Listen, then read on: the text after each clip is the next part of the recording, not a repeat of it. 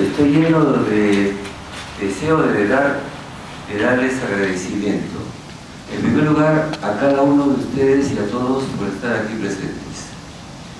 Es para mí un gran placer y a la vez un deber presentar este libro ante muchos exalumnos míos que están aquí presentes, personas que conozco, francamente no oculto mi alegría y la alegría del artesano que soy.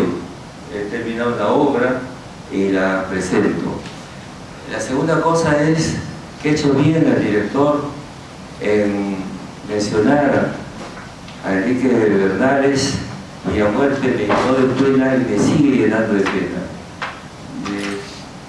Les digo que convendría, si no lo han leído, mi artículo en El Montonero del día lunes, en que digo que hemos perdido un justo, en un momento muy crítico de la vida peruana, se nos va un hombre absolutamente necesario para decir las cosas más allá de los intereses políticos, sino pensar en el país, en la patria, como pasaba con él.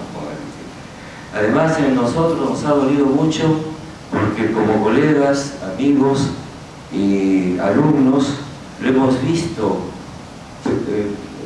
enfrentar el cáncer y a la vez parecer que iba a vencerlo. Ya venía a dar clases, tenía un sombrerito para cubrirse de esa pérdida de cabello que se tiene pues, después de una quimioterapia, y de pronto algo falló, algo ocurrió y se nos murió súbitamente. Eso es peor todavía porque ya tenemos la ilusión de que había vencido y ya había pasado. Me impresionó porque además estaba en Arequipa hace poco, invitado a una cosa un poco extraña. Había un festival en el cual el Centro de Literatura de Mario Vargas Llosa, pero se les ocurrió una pequeña salita para que habláramos del tema de Velasco, ¿no? Y entonces nos invitaron a Héctor Béjar y a mí. Más que una confrontación, fue simple y llanamente una conversación entre nosotros dos. Y Héctor está de perfecta salud, ya tenía un cáncer con otros. Eso también me ayudó a pensar que verdad es pasado, ¿no? Es muy chocante, pues, me impresionó mucho. Y no pierdo todavía la pena, porque realmente hombres justos como él sobran los dedos de la mano en ese campo justo de la justicia y del derecho. Entonces, es una gran pérdida no solamente para los amigos y sus alumnos, sino para la nación, que está en riesgo, como sabemos.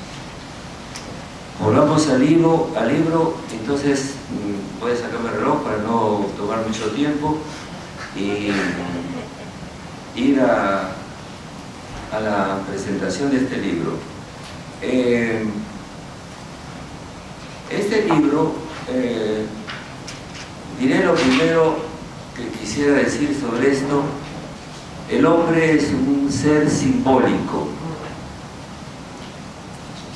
y lo simbólico significa la capacidad de la concepción y la importancia de los conceptos para comprender las cosas. Más que un resumen de lo que es el libro, que harán cada uno de ustedes en sus lecturas, me propongo hacer otra cosa por su brevedad. Este libro ingresa, me parece, a lo que se llaman introducciones y breviarios, ¿no? Enfrentando varias dificultades. La primera de ellas, les cuento cómo lo he fabricado, de cómo he venido. La primera de ellas es la vastedad y la riqueza de esta temática, la política en el ser humano. No hay duda que más bien sería posible una enciclopedia, que es lo que merecería, por tendencias, conceptos, corrientes, etc. Entonces, mi propósito era, y es, atreverme a temas de esta dimensión, de la política del ser humano, como la ciencia o la filosofía, vastos temas, de manera de la más sencilla posible. Y entonces comprender que el lector no va a tener delante suyo definiciones definitivas, para decirlo así, sino más bien muchas diversas explicaciones, de tal manera que el libro evita la ortodoxia. No hay una ideología, aquí no hay una teoría de las ciencias políticas de Onega, no, es simplemente, trato de hacerlo, luchando contra esa vastedad, acercarnos por mediaciones, aproximaciones. Entonces aquí me viene, por mi formación en Francia, un concepto, lo que se llama, en los franceses se llama el passeur, es la persona que traslada conceptos de una cultura a otra y por lo tanto ayuda a pensar. Y de hecho, pues, la lengua alemana, la lengua francesa, incluso la lengua castellana tienen especificidades difíciles de traducir. ¿Saben ustedes que el concepto de melancolía peruana, castellana, es difícil de traducir a otras lenguas? El portugués lo hace, el italiano, pero otras no. Y así, entonces, el beruf de los alemanes, porque mis alumnos saben que servía para entender la devoción del protestante, citamos a Wagner, ¿no es cierto?, para tener una vida santa trasladada al trabajo y a la labor. En otras palabras, con Wagner, el protestantismo no se contenta solo con la religión el día domingo, sino que la traslada al mundo corriente, no al mundo sagrado, al mundo más bien de lo humano, y para que el trabajo y la labor sea la plegaria a Dios, o sea, la suerte de manera de transformar los actos corrientes en actos éticos que se deben hacer bien. Por lo tanto, prosperaban como artesanos y como personas, no lo trascendente, sino lo inmanente. Entonces me pregunté cómo podía acercarme con estos, pasando de un filósofo, de un pensador en lenguas diversas, el inglés, el francés, el alemán. Es un jardín, es un jardín la temática. Bueno, acá que está mi mujer en primera fila, me dice que fue el micro, sí, pues me olvido, gracias, pero entonces, es un jardín, pero un jardín con diversas plantas, diversos jardineros, un liberal, un marxista, tienen lecturas diversas, ¿no? Y yo no me voy a impedir que eso se expresara. Entonces me puse a pensar, para evitar lo enciclopédico, ¿qué hacer? ¿Qué método he seguido? Es muy simple, buscar lo que se puede llamar las ideas fuerza, las más importantes en cada autor. Todo pensador tiene 4 o 5 conceptos fundamentales. Me preguntan Marx cuáles: modo de producción, lucha de clases, ¿no?, conciencia obrera, burguesía, revolución. Todo gira en torno a 5 conceptos. Las ciencias en general son reductivas, ¿no? Todas las ciencias tienen sus reglas. Entonces, acá hay... ¿Y cómo lo podría hacer? Lo van a tener en el libro, porque lo reduje a unos cuantos principios que ninguna escuela, ningún teórico o político puede desestimar. ¿Cuáles son esos lugares? Esas champs, dicen los franceses, un campo fundamental. Muy pocos.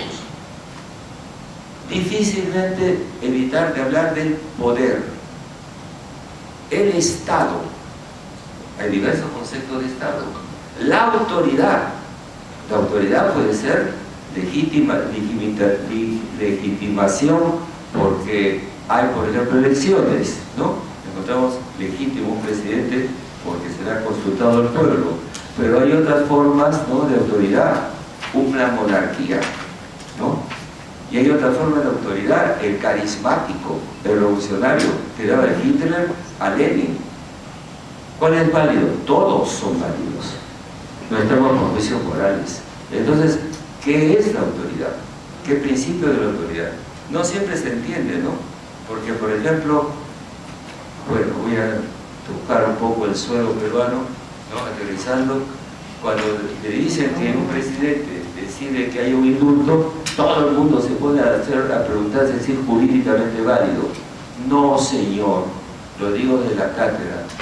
El principio del indulto es una gracia personal que heredamos en el mundo moderno, que venía de los reyes. Tenían el derecho y la autoridad, la autorita en latín, de dar, por ejemplo, transformar una pena de muerte a alguien por una prisión perpetua o librarlo en nombre de la razón de Estado. No se discute en ningún país civilizado un indulto. ¿Por qué? Porque es lo que nos quedan a los presidentes, a los políticos, de la antigua gracia de un príncipe. Puede discutirse si es bueno o malo. Yo, por ejemplo, mañana el presidente decide que Abimael Guzmán salga por indulto. Yo me corto los pelos, me vuelvo loco, protesto, pero no digo que no tiene derecho a hacerlo. Puede ser un error, pero no se discute. ¿Por qué? Porque es un principio que viene de la facultad de que alguien tiene, porque lo hace acaso a beneficio del Estado, a beneficio del bien común, y no hay por qué discutirlo. Bueno, entonces comprenderán ustedes que el tema de la autoridad todavía no lo entendemos. Es fundamental.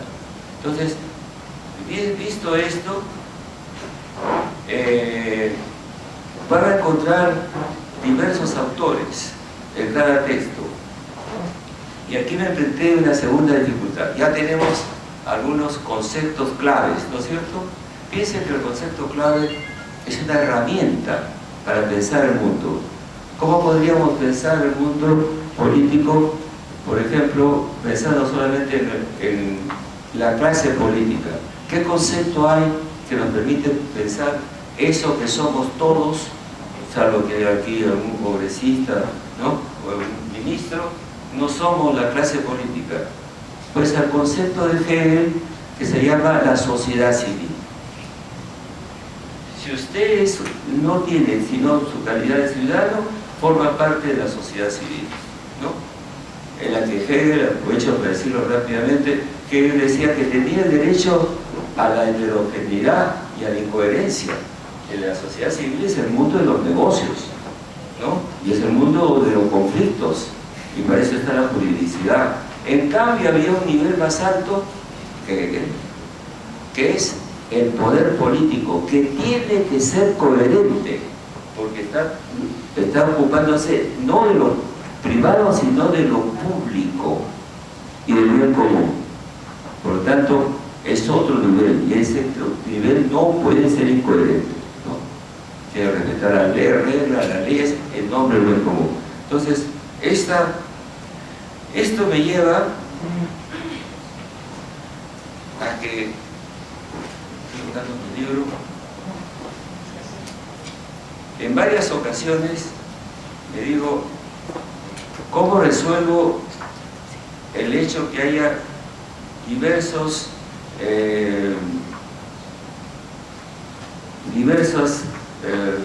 concepciones del sujeto social? Le digo pues entonces que lo encontrarán en la página 235 cuando tengo que tratar de un tema fundamental, el pueblo. No llamo pueblo solamente, sino uso demos, gens, que es latino, populos, pueblo, people, los americanos, volk. Porque todo esto es pueblo, pero no es el mismo contenido. El Volk de los alemanes, de Chica o LK, es pueblo, realmente con relaciones étnicas, de lenguaje sobre todo. Y Iván me mira porque él sabe alemán y ha estudiado y conoce la cultura alemana. En cambio, el populus latino es masa, no son aristócratas. Y vamos así viendo demos, que lo usaba mucho Mariátegui, es el grupo estructurado, por ejemplo, las gentes que viven en un distrito, ¿no? Y organizado políticamente con una representación. Entonces, juego sobre eso para que comprendan la heterogeneidad que se presenta. En otro caso, acudo, evitando, pues, como digo, el dogmatismo, presento ante un tema como el caso del problema de la personalidad autoritaria.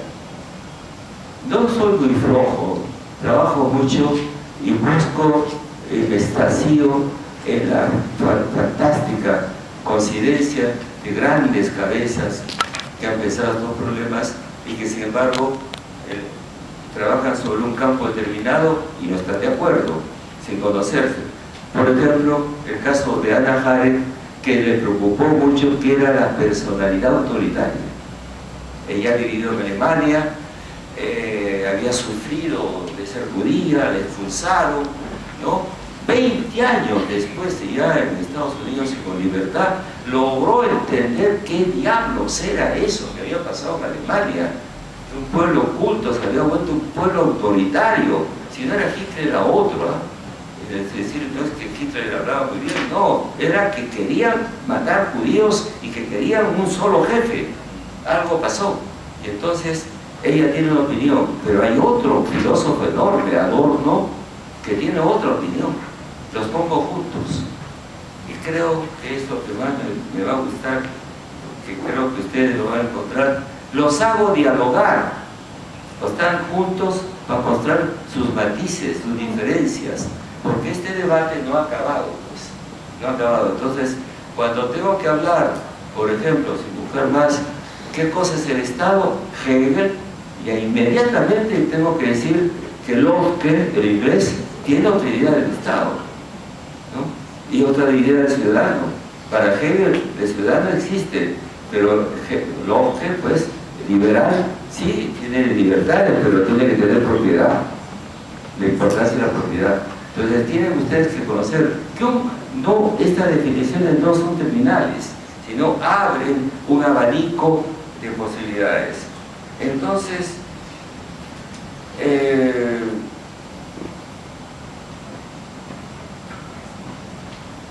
el libro se sitúa en un campo de neutralidad. No me inclino a ninguna tendencia de corriente, sino las presento como son, ¿no? Y como parte de una manera de estudiarlo. Y luego yo tengo que decirles algo más. Es curioso, de pronto, esta suerte de sistematización se afronta pues entonces en tres cosas, ¿no? Las ideas fuertes, los conceptos que son fundamentales, las herramientas de los griegos, ¿ah? Ellos usaban el concepto de episteme y doxa. Doxa era el conocimiento corriente, ¿no? Yo me pongo a toser y un amigo me dice, estás un poco con gripe. Eso es doxa, opinión, en todo sentido, cualquiera dice eso. Voy al médico y me dice, usted tiene una bronquitis crónica, que eso es episteme, conocimiento probado. Y tenemos que trabajar con epistemes. Son las llaves que abren la puerta a lo que Manuel Kant decía, la realidad. El ser humano no puede pensar la realidad de golpe, pasa por los conceptos que resumen y permiten. Y el otro elemento para mí es que yo soy leal a mí mismo. Me he encontrado un texto mío sobre este problema de la sistematización. O sea, es una vieja obsesión mía el tema de sistematizar y organizar las ideas. Y digo, lo peor es lo criollo, lo barroco, lo confuso, lo turbio. Tenía menos años. El principio de lectura con introducciones y manuales es un principio sancionado por la experiencia universal y la tradición humanista. El contacto con los grandes sistemas de pensamiento no se realiza sin aproximaciones. Nuestro estudiante, no obstante, en Perú, desconoce estas artes de pensar y razonar, saber consultar, rodear una eminencia, abordarla por sus puntos decisivos. La tradición cartesiana y francesa que Mariátegui observó en la armadura de su prosa, es un prólogo de Mariátegui, en sus recursos expositivos, se ha desvanecido. De la influencia norteamericana en la instrucción pública nos resta el gusto por el empirismo sin ideas, la dispersión expositiva, el olvido de las técnicas y artes del quehacer intelectual clásico. Ese Neira escribía esto en 1973, hace 40 años, ¿no? Y sigo pensando que es necesario sistematizar, organizar las ideas sin estrangularlas, dejarlas que respiren. Quiero terminar diciendo que este es el librito sobre José Carlos Mariátegui, que escribió en la época de Velasco, que es una introducción a textos de Velasco, de Mariátegui, para hacerle sentir a la izquierda que no había perdido ese campo de la izquierda. Ni caso me hicieron. Naturalmente siguieron sus subversiones mariáteguistas hasta el día de hoy. Pero tengo que decirles algo más, algo personal, y estoy acabando. Y agradecerles a mis amigos que han venido, a mi exalumna que va a intervenir, a estos dos maestros que están a mi lado, y a todos ustedes, y particularmente Iván, por una razón. Él tiene la culpa de este libro. Él tiene la culpa por una razón, de verdad. Él me sugirió que hiciera el libro, que dijo, ¿y por qué no te ocupas de lo que va a venir con la mundialización? Con el tema de la política. Va a haber partidos, ¿cómo va a ser? Y entonces la parte más fuerte, se lo digo a todos, está en la tercera parte. Digo, los temas de la hora.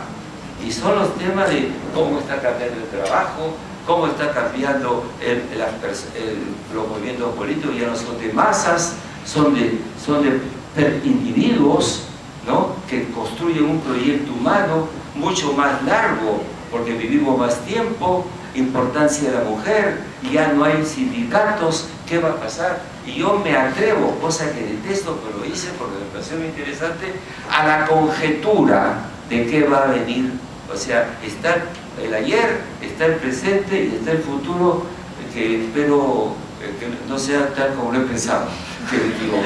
Pero esta noche extraordinaria, tengo que decirles que me está pasando algo que no creo que se repita. Un editor, le hablo de 3 libros, no voy a seguir con los otros 2. Un editor arequipeño me ha editado de nuevo la 5ª edición hacia la tercera mitad, Perú XVI, siglo XXI, el anterior al siglo XX. Lo he editado pidiéndome muy inteligentemente este editor, que me dijo, Hugo, tú te quedas en este libro en el año 96, pero han pasado todos estos años, ¿qué pasó en el Perú? Y entonces tengo un capítulo que yo lo puse al final y lo he puesto al comienzo, y que se llama, así sencillamente, para estos años, la prosperidad del vicio, que es un concepto de Cohen, que está aterrado, Cohen, de cómo manda el mundo, el problema de la mundialización. Y entonces tengo ahí un capítulo feroz sobre el Perú en los últimos 20 años, que para mí ha progresado económicamente y ha retrocedido en términos intelectuales y de conductas y de ética y de comportamientos también y de política. Hay una despolitización impresionante y me aterra porque se abre un campo. Entonces este libro, que no le recomiendo, es muy caro, 170, pero le voy a dar un par a la institución para que lo puedan leer cuando ya me den ejemplares. Y esto, decirles también que tengo otro libro por salir, que es estos dos están, el mundo mesoamericano y el mundo andino. Es un trabajo de comparación entre México y Perú, enorme.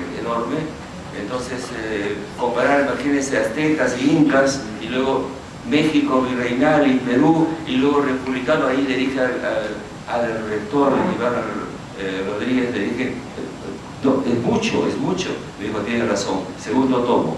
México y Perú, el alma y el cóndor, el águila y el cóndor, que es, bien, termino con esto, que es México del siglo XIX, que envidiable. A la mitad del siglo XIX ya tenía un Benito Juárez que era laico y se metía con la iglesia. ¿Se imagina lo que era eso? Con la iglesia, a mitad del siglo XIX. Luego, unos tiranos, los despóticos industrialistas, como Porfirio Díaz. Nuestro leía no duró 11 años, 40, ¿no? Entonces, ¿no? Un desarrollo. Y luego Revolución Mexicana, que no ha habido en ningún otro país, y cómo cambió. Y quiero decirles a nosotros, peruanos, que he entrado a un territorio que habiendo estudiado historia, le tenía siempre temor, pero ¿sabes cuál es? El terreno de la República. Siempre pensé que era difícil hacer algo nuevo en la República, sobre todo después de Basagne.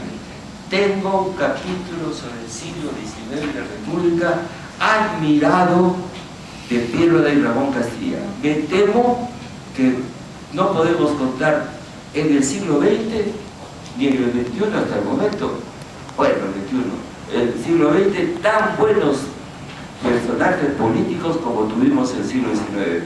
Y entonces tengo acá un trabajo de historia. ¿Qué quiero decirles? En este trabajo de historia tienen el Perú, en este libro tienen ustedes el planeta, y entonces tienen, no hago más que seguir una huella que yo tengo un gran respeto, una gran admiración. Jamás escribiré 7 ni 8 ensayos, aunque sea, no soy sobrino ni nieto de esas cosas, ¿no? Pero Mariátegui le tengo un gran respeto, porque yo tan lejos no había tenido ni siquiera educación secundaria ni universitaria, y entonces, en cambio, estos son 50 ensayos, son mejores que yo. Pero, en realidad, Mariátegui pensó dos cosas a la vez, que los peruanos deberíamos pensar: el mundo, la escena contemporánea, y el Perú, los 7 ensayos. No podemos disolverlos, tenemos que ocuparnos de uno y de otro. Entonces, yo pienso, lo que pasó con Mariátegui es también que fue muy joven, se murió a los 25 años, no vio todo lo que ha venido después. Yo, por mi parte, porque los dioses lo quieren, por el momento he vivido más tiempo, he estudiado más cosas y puedo comparar. Así que tengo, en este momento, no creo que me vuelva a ocurrir tener un libro publicado, otro republicado y otro en marcha en tan poco tiempo, pero se completan. Quiero decir que no por mi amor a las ideas y al mundo planetario de la construcción del hombre, que después de las matemáticas y la poesía es tan grande, el tema político tan difícil para nosotros, tan necesario, porque si no nos organizamos políticamente somos una horda, no salimos de la animalidad. Eso es fundamental, aunque nos cueste el trabajo. No creo no abandoné el Perú, y acá está mi esfuerzo. Me costó muchísimo trabajo. Trabajé con las cosas costeras, de los historiadores actuales, ¿no? Porque no solamente estudio un tema, sino los que lo han estudiado también, ¿no? Entonces, esta noche les puedo contar eso, una suerte de intimidad, y me siento contento como artesano, y espero la lectura de ustedes y sus observaciones el día que quieran para poder mejorar en lo posible. Muchas gracias.